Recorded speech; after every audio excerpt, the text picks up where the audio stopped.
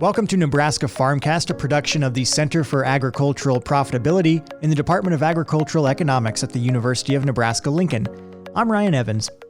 Alongside recent increases in commodity prices, crop producers are experiencing cost of production increases, especially when it comes to fertilizer. Here with me to discuss strategies that producers can use to help profitability next season is Matt Stockton, an agricultural economist and extension specialist here at the University of Nebraska-Lincoln. Hi, Matt. Hey, how you doing, Ryan? I'm great, thank you, and thanks for joining the podcast. You have a new article you have written on this topic for your Tips for Taps section, and also it's posted on our website for the Center for Ag Profitability at cap.unl.edu. So to get us started, can you just walk us through what has been happening with fertilizer and corn prices in the last year or so as we sit here today in October 2021? Oh, absolutely. No, it's been a wild ride, kind of, hasn't it, Ryan? Mm-hmm. So what the deal is that, seems like in the last year, energy prices have really shot up. Well, I don't know.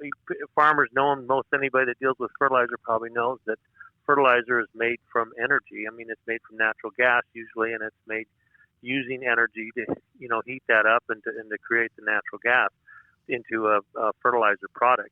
So the thing is, if energy prices go up, then fertilizer prices go up, and so they've been going up and up. In fact, they went up last year, and they're probably going to continue to be high, and maybe even go higher depending on what energy does. And then corn prices last year, they shot up pretty good. We had some really good corn prices, and I mean, it's kind of mellowed down now, but the truth of the matter is that, hopefully it'll stay high. And if the two stay high, it's better than if one goes, it's all right if fertilizer prices go down, but corn prices going down, it would hurt because that's kind of like a cost price squeeze where the costs are going up and the commodity value is going down and the farmer gets squeezed in the middle. Mm-hmm. And would you expect these prices for fertilizer and corn to continue their increase? Well, I would expect them to at least continue as high, and the fertilizer price, I'm assuming, will probably go higher because the demand for fertilizer worldwide has also increased because other countries and other people have figured out, hey, you use fertilizer, it works. Mm-hmm. So, as countries develop and as things happen around the world and food, is necessary. I think fertilizer demand will continue to be strong. As far as, and then energy, of course, is, it doesn't seem to be getting cheaper and probably won't be. Now, corn, I'm not sure what's going to happen there. It really depends on some of the big importers, China probably being one of them, and some of the other variables. There was a change in the forecast, USDA recently, and so it's an up and down. It's going to be up and down, but we're hoping that it'll stay as high or fairly high this year. And Matt, you do a lot of work with TAPS here at the University of Nebraska-Lincoln, and TAPS stands for Testing Ag Performance Solutions. It is a program developed here at UNL that facilitates multiple real-life farm management competitions, brings together producers, university faculty, industry, regulatory agencies, and students. And you've written about data gathered from recent TAPS competitions. So in this work, you spend a great deal of effort to demonstrate the effects of diminishing return on nitrogen fertilizer use on profit. So can you explain the relationship between diminishing returns, fertilizer costs, and corn grain price? Absolutely. In fact, if you can understand this relationship relates to other ag inputs such as water and some other things. And it's important to understand. So in agriculture or in anything, in economics, the thing that we always, just to start with, is we always focus on the idea that whatever input you use should be paid for. Well, if a thing like fertilizer, the more you add, maybe the less effective it becomes. In fact, it's kind of a known fact or assumed a fact, a biological fact, that that's the case. The more and more fertilizer you put on, the less and less the next unit of fertilizer has in effect. And that's called a diminishing effect or diminishing return. So how does that affected by cost? Well, if more brings you less corn, then more fertilizer. So what the fertilizer costs the same for every unit you put on, the cost is staying the same, but the value it's returning is less. And so that's the relationship. So in other words, in a diminishing returns relationship or a diminishing physical relationship, as less and less is returned, less and less value is received from that input. And if the input stays constant in price, that means at some point the value that you get back is going to be less than the value that you paid or the cost that you paid to get that value back. So if I had, like for example, if I had a $5 worth of fertilizer and I only get back $2 worth of corn, that's not a good idea. And so that's the marginal way of looking at it. And that's why adding fertilizer, like you can look at it on an average basis, which is more like, okay, so I add 200 pounds of fertilizer and I made so many bushels per acre and that makes me money. Well, yeah, from an average perspective, you made money, but maybe you put on more fertilizer than you needed to. So in other words, if you would have put on 180 pounds, maybe you would have got a little smaller yield, but you would have saved the extra value in the fertilizer you put on. Mm-hmm. So that's why the marginal value becomes so important in making analysis, and that's the relationship, is that at some point those things change and switch because there's a diminishing effect of the input you're putting on. The same is true of water and some other input. And how does that concept help producers to make better fertilizer decisions? Well, okay, so conceptually think about this. So if fertilizer is cheaper, you can use more of it because you can get less back and still pay for it. If fertilizer is more expensive, and the corn stays the same price, then you've got to use less of it to find that point of optimal profitability. And that's the decision process that you want to go through, is to say, okay, and so I actually, in this paper that we're sending out, I actually do an analysis and show, and this is an actual relationship that was estimated based on the work here done with the taps. Now, different fields might vary, and there's different places that are going to vary in their productivity and the amount of fertilizer and that sort of thing. But the concept and the idea is still true. And so the whole point here is that you want to think about, okay, so if fertilizer is cheap and corn prices really go up, well, I can really use probably the most fertilizer that I could use. The other thing you want to realize is that the biological optimum is not the economic optimum, which is an interesting concept.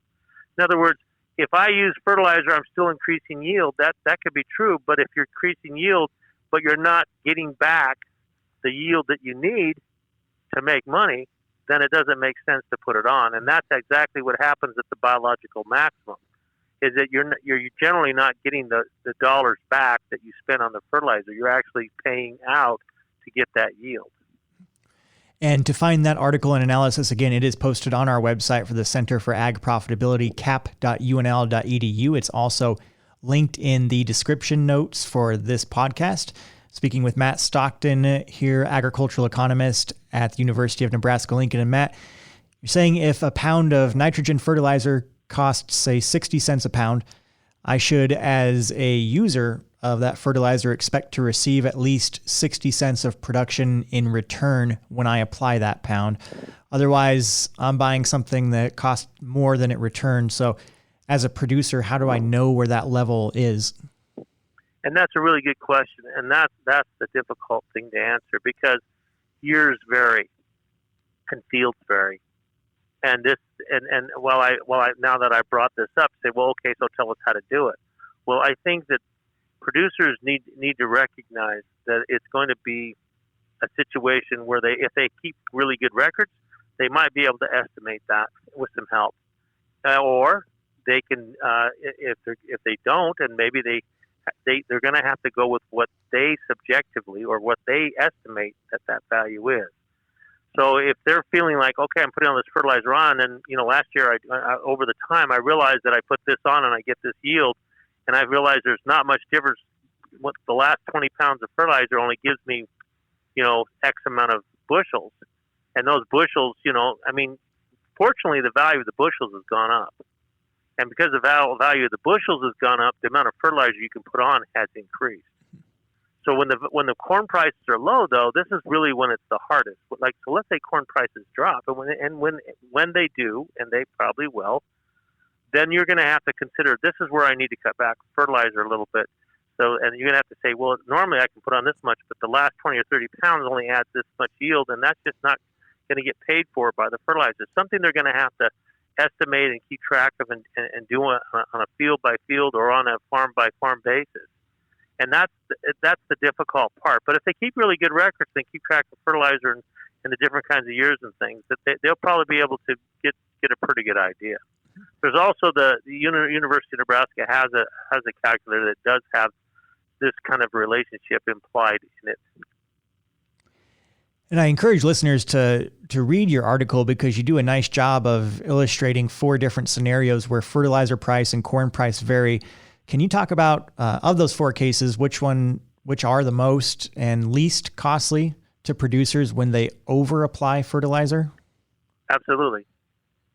And then the least costly is when fertilizer is cheap and corn prices are high, which makes sense, right? So you apply a little extra. Well, fertilizer, you didn't lose that much because fertilizer was inexpensive, and the corn prices were really high. So it's not such a bad deal. The worst case scenario, as I just said before, is when corn prices are low and fertilizer prices are high. That's when a mistake costs you the most.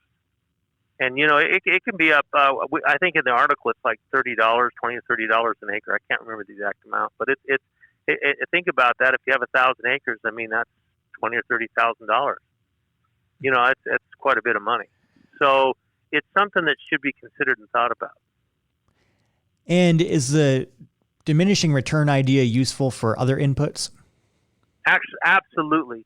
And it's a good question, Ryan. And the reason I think that people need to consider, it's kind of like putting on that extra inch of water. So if I put on that extra inch of water, what does it return me? So if that water costs me $7 or $8 an acre inch, if I'm irrigating, then what's the value of that water? If the value of the water is it's going to only add me, a half a bushel, well, at a half a bushel, that's not going to give you the return that you need for it. Now, but it's going to give you 2 or 3 bushels. Absolutely, that extra inch of water is going to more than pay for itself. And so those kinds of things you not only have to use, you can use this in other areas too. Like for example, what's the marginal cost? So the cost of spraying, if I spray X herbicide or fungicide or whatever, what is it going to get me back? What's it going to save me in the future, or what actual return am I going to get? Either an increase in yield or a savings in cost money somewhere down the line.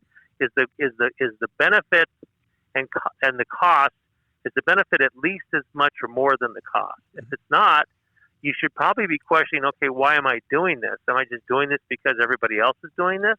Or, what's going to happen? Some of those benefits are not always easy to see because they can be hidden, but that's important to think about and do. And Matt, do you have any final thoughts or words of advice that are worth sharing here on this topic? Well, the only thing I have worth sharing, I guess, is the fact is that every farm and every individual is a different manager, has a different way of doing things. And I encourage everyone to be careful in your decision making and do the best you can and make those decisions, because they're not easy to make. And I have my hats off to producers everywhere and all the things that they do. All right, great. Well, Matt, thank you so much for your time. Matt Stockton is an agricultural economist and extension specialist here at the University of Nebraska-Lincoln. Again, you can find his new article on what we've been talking about here in this episode of the podcast on our website at cap.unl.edu. Thanks again, Matt. No, thank you, Ryan. I really appreciate it and enjoyed spending the time. Nebraska Farmcast is a production of the Center for Agricultural Profitability at the University of Nebraska-Lincoln.